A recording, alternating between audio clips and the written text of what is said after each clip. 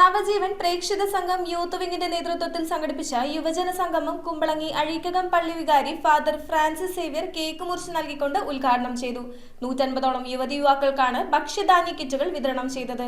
നവജീവൻ പ്രേക്ഷിത സംഘം യൂത്ത് വിങ്ങിന്റെ നേതൃത്വത്തിൽ സാന്റ് ജോസ് ഹാളിൽ സംഘടിപ്പിച്ച യുവജന സംഗമം കുമ്പളങ്ങി അഴീക്കകം പള്ളി വികാരി ഫാദർ ഫ്രാൻസിസ് സേവ്യർ ഉദ്ഘാടനം ചെയ്തു. നവജീവൻ പ്രേക്ഷിത സംഘം സമൂഹത്തിൽ നന്മ ചെയ്യുന്ന കാരുണ്യ സംഘടനയായി മാറിയെന്ന് ഉദ്ഘാടന പ്രസംഗത്തിൽ അദ്ദേഹം പറഞ്ഞു. നവജീവൻ പ്രേക്ഷിത സംഘം പ്രവർത്തകർ ചെയ്യുന്ന എല്ലാ സേവനങ്ങൾക്കും നിങ്ങളുടെ എല്ലാവിധ പിന്തുണയും പ്രാർത്ഥനയും ഉണ്ടാകും. കൊറോണ കാലത്ത് അവർ ചെയ്ത സേവനങ്ങൾ നിങ്ങൾക്ക് എല്ലാവർക്കും അറിയാം. അതൊന്നും വിസ്മൃതിയായിട്ടില്ല.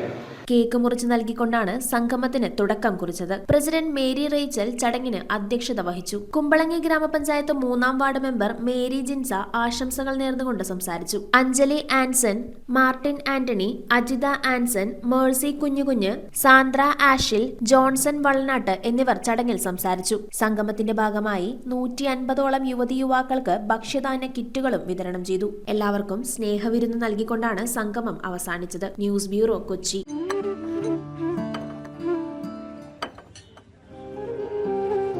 കഴിക്കും. സൗഹൃദങ്ങൾ മനോഹരമാവട്ടെ. സോൾട്ടിലെ വിഭവങ്ങൾ പോലെ. The salt restaurant.